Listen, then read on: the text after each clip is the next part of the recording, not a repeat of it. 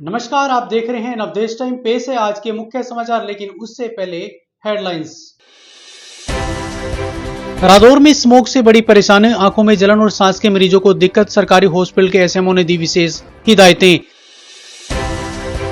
रादौर के गांव पोटली में निर्माणाधीन अंबाला शामली हाईवे पर रास्ते को लेकर 4 नवंबर को धोड़ंग में होगी किसानों की बैठक। यमुनानगर में राज्य स्तरीय ऐतिहासिक कपाल मोचन मेले में कैदियों की कारीगरी बनी आकर्षण का केंद्र। यमुनानगर के कपाल मोचन मेले में लोगों को भाई प्रगतिशील किसान द्वारा तैयार केले और हल्दी की बर्फी। अब खबरें विस्तार से।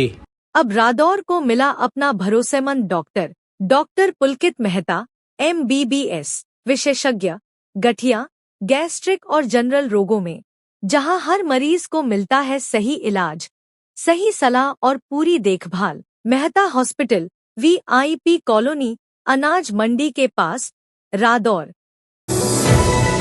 रादौर क्षेत्र में रविवार को वातावरण में छाए स्मोक से हवा में धूल और धुएं के कणों की अधिकता के कारण लोगों को आंखों में जलन, गले में खराश और सांस लेने में दिक्कत जैसी समस्याओं का सामना करना पड़ा।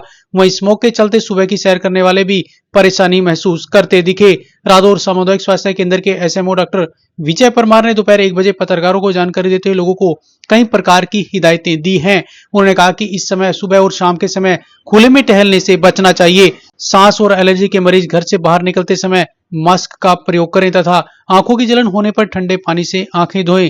उन्होंने यह भी सलाह दिया कि अधिक से अधिक पानी और तरल पदार्थ लें ताकि शरीर में नमी बनी रहे और प्रदूषण के हानिकारक प्रभावों से बचाव हो सके।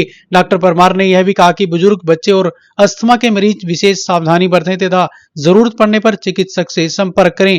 वहीं उन्होंने नागरिकों से भी अपील किया कि वे कचरा या पराली जलाने से परहेज करें, जिससे प्रदूषण की स्थिति और गंभीर न हो।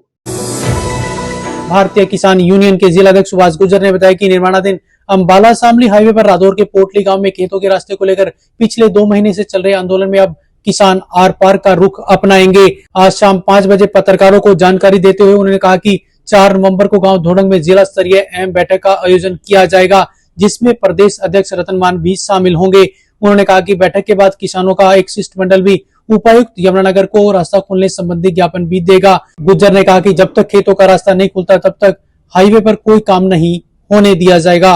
बहुत सह चुके हैं, शायद ये था कि प्रशासन किसानों की सुने, सरकार किसानों की सुने, लेकिन किसी ने कोई सुनवाई नहीं की। इसी को लेकर हमने, हमारे आदरणीय प्रदेश अध्यक्ष रतन मान ने कहा था भाई दिवाली के बाद साथियों तैयार रहें, अपनी कसिया, तसले, खुरपे लेके रास्ता खोलेंगे। तो वो दिन आ चुका है। मेरे किसान साथियों, मैं सभी से निवेदन करता हूं कि आप तैयार रहें। 4 तारीख को जंग का ऐलान होगा और उसमें तारीख रखी जाएगी और सभी किसान और हमारी महिलाएं, हमारी बहनें, किसान मजदूर, पोटली गांव के आसपास के लोग सभी तैयार हैं। यमुनानगर के व्यासपुर में चल रहे राज्य स्तरीय ऐतिहासिक कपाल मोचन मेले में जिला कारागार द्वारा लगाई गई प्रदर्शनी लोगों के आकर्षण का केंद्र बनी हुई है। प्रदर्शनी में कैदियों द्वारा तैयार किए गए फर्नीचर और आयुर्वेदिक प्रोडक्ट की खूब सराहना हो रही है। शाम 5 बजे मिली जानकारी के अनुसार मेले में कैदियों द्वारा कुर्सी, सोफा सेट, झूले, अलमारी सहित अन्य फर्नीचर वस्तुएं और एलोवेरा जेल जैसे आयुर्वेद उत्पाद श्रद्धालु खरीदते नजर आ रहे हैं। जेल प्रशासन के अनुसार एलोवेरा जेल जेल परिसर में उगाए गए पौधों से तैयार किया गया है, जो पूरी तरह से शुद्ध और ऑर्गेनिक है। कैदियों की मेहनत और हुनर को देखकर लोग उनकी सराहना कर रहे हैं और प्रदर्शनी में उनका स्टॉल खास आकर्षण बना हुआ है। यमुनानगर जिले में कपाल मोचन मेले के दूसरे दिन श्रद्धालुओं की भीड़ बढ़ने लगी है। मेले में लगी प्रदर्शनी के करीब 40 स्टॉलों पर लोग उत्साह से खरीदारी कर रहे हैं। शाम 4 बजे मिली जानकारी के अनुसार इस बार प्रदर्शनी में प्रगतिशील किसान भरत राम द्वारा तैयार की गई केले के पाउडर और हल्दी से बनी बर्फी लोगों के आकर्षण का केंद्र बनी हुई है। श्रद्धालु न केवल बर्फी का स्वाद ले रहे हैं बल्कि बड़ी संख्या में खरीदारी भी कर रहे हैं। भरत राम ने बताया कि उन्होंने विभिन्न प्रकार के मुरब्बे और देसी उत्पाद भी तैयार किए हैं, जिन्हें भी लोग बड़े चाव से खरीद रहे हैं। सर, इसमें मेरे मेन जो है, इसमें केले की बर्फी है और जो कहीं भी बाजार में आपको नहीं मिलेगी, यूनिक चीज है। और आम का पाउडर है, गुठली पाउडर, जो गुठलियाँ किसान ऐसे ही मेल देते हैं खाकर, और उसका मैं पाउडर बनाता हूँ। वो डाइजेस्ट में बड़ी होता है, जैसे कि आम गुठलियों के दाम हो जाते हैं उसमें। और इसमें मैंने केले का पाउडर बनाया है और केले के पाउडर से आप रोटी बना सकते हैं। जो व्रत में खाएंगे, कट्टू काटे की बजाय केले के खाओ, अपने घर पर बनाओ।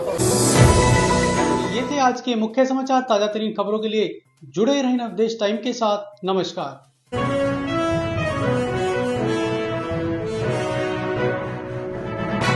आप देख रहे हैं नवदेश टाइम्स, नई सोच, नया भारत।